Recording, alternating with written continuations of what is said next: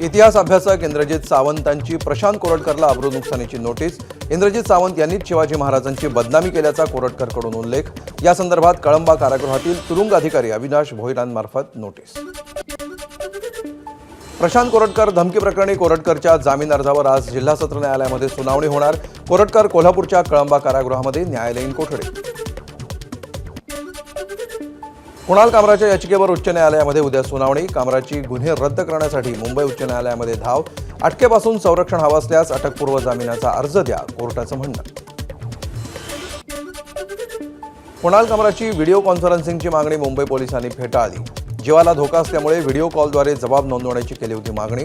प्रत्यक्ष हजर राहण्याच्या कामराला सूचना।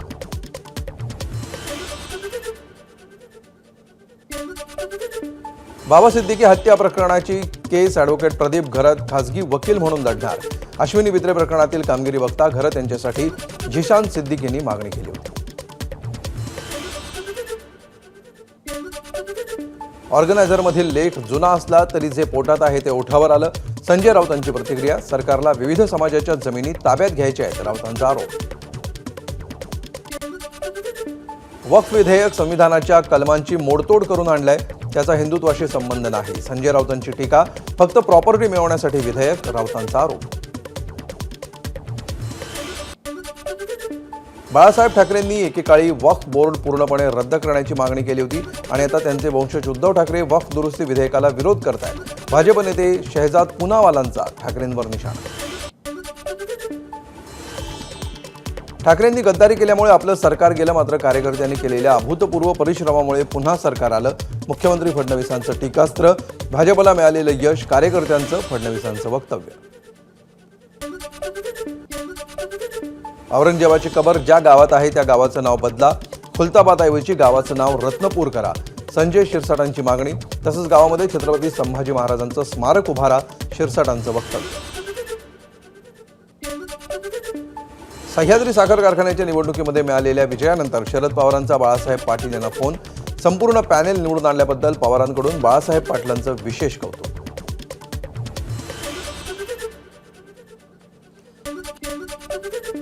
जिल्हा परिषद शाळेतील शिक्षकाचा पगार 1.5 लाख। त्यांचा मुलगा मात्र इंग्रजी माध्यमाच्या शाळेत शिकतो, त्याला शिकवणाऱ्या शिक्षिकेला पगार 12,000। जयकुमार गोरेंकडून शिक्षकांची शाळा गुणवत्तापूर्ण शिक्षण देण्याचंही केलं आवाहन।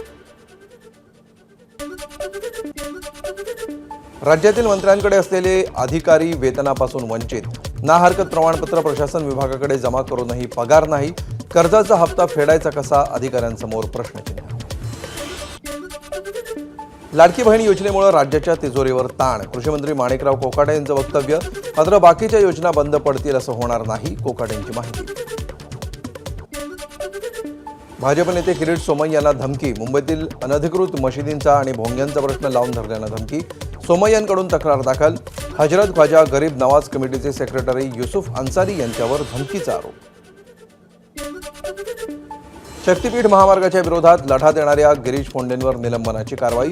शक्तीपीठ महामार्गाविरोधात आक्रमक भूमिका घेतल्यानं कारवाई। फोंडे महानगरपालिका प्राथमिक शिक्षण समितीकडे सहाय्यक शिक्षक म्हणून कार्यरत। निलंबनाविरोधात कोर्टात जाणार। शिक्षक गिरीश फोंडे यांची प्रतिक्रिया। एकनाथ शिंदे, श्रीकांत शिंदेंनी फोन करून कारवाई करायला सांगितल्याचाही फोंडेंचा आरोप। कोणत्याही प्रक्षोभक आक्षेपार्ह वक्तव्य केलं नसल्याचीही प्रतिक्रिया। सोलापुरातील बाबू जगजीवन राम झोपडपट्टीतील 80 घरामध्ये साठवणूक केलेल्या पाण्यामध्ये आढळल्या डेंग्यूच्या आळ्या। आरोग्य विभागाने केलेल्या तपासणीमध्ये तापाचे 63 रुग्ण। सोलापुरातील अनियमित पाणीपुरवठ्याला वैतागलेल्या नागरिकांचं आंदोलन। अवेळी कमी दाबानं पाणीपुरवठा, नागरिकांचा आरोप। सोलापूर होडगी रस्त्यावर 1.5 तास आंदोलन। संभाजीनगरमधील अयोध्यानगरमध्ये पाणीपुरवठा कार्यालयाला महिलांचा घेराव। कमी दाबानं पाणीपुरवठा होत असल्यामुळे महिला संतप्त। टाकीवर चढून पाणी सोडण्याचं साहित्य केलं जप्त। चंद्रभागा शुद्धीकरणासाठी 25 कोटींचा प्रकल्प, मात्र विजेचं कनेक्शन न मिळाल्यामुळे बोटी नुसत्या पाण्यातच। प्रकल्पाला वीज जोडणी न मिळाल्यामुळे भाविकांच्या नशिबी आळ्यायुक्त पाणी। उद्या होत असलेल्या चैत्र एकादशी सोहळ्यानिमित्त पंढरपूरचं विठ्ठल मंदिर सजलं। मंदिर परिसरातही आकर्षक विद्युत रोषणाई, भाविकांच्या दर्शनासाठी रांगा। कण्हेरी मठाचे मठाधिपती काडसिद्धेश्वर महाराजांनी घेतली मुख्यमंत्री फडणवीसांची भेट. सागर निवासस्थानी झाली भेट. यावेळी स्वामीजींनी राज्यमाता गोमातेची मूर्ती फडणवीसांना दिली भेट. मुंबई पोलिसांच्या वाहतूक विभागाच्या अत्याधुनिक वाहनाचं मुख्यमंत्री देवेंद्र फडणवीसांच्या हस्ते लोकार्पण. गृहराज्यमंत्री योगेश कदम, पोलीस आयुक्त विवेक फणसळकर, विशेष पोलीस आयुक्त देवेन भारती यांचीही उपस्थिती. मुंबईतील डीबी मार्ग पोलीस ठाण्यामध्ये सायबर लॅब. मुख्यमंत्र्यांच्या हस्ते उद्घाटन.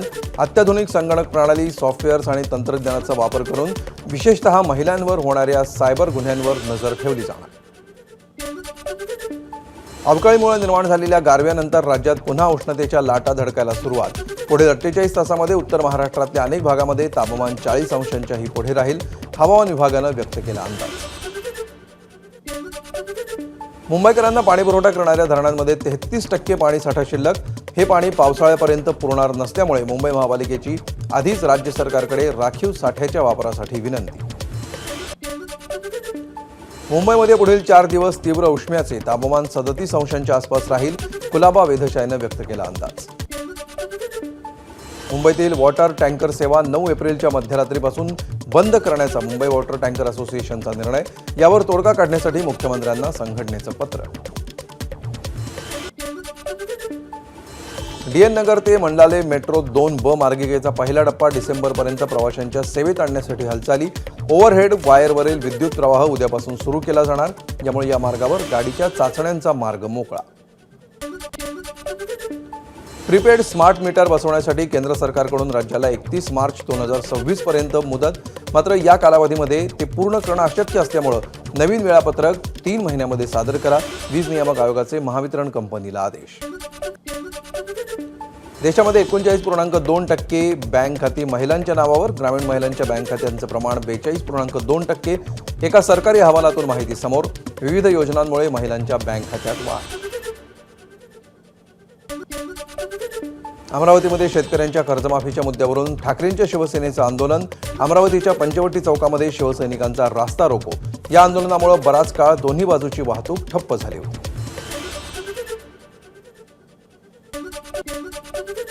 कर्जमाफीच्या मुद्द्यावरून नाशिकमधील छावा क्रांती सेना आक्रमक. कर्जमाफीसाठी बैलगाडा मोर्चा काढत आंदोलन.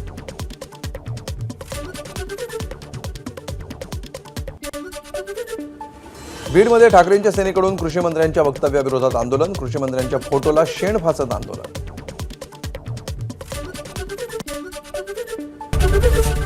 एबीपी माझा, उघडा डोळे बघा नीट.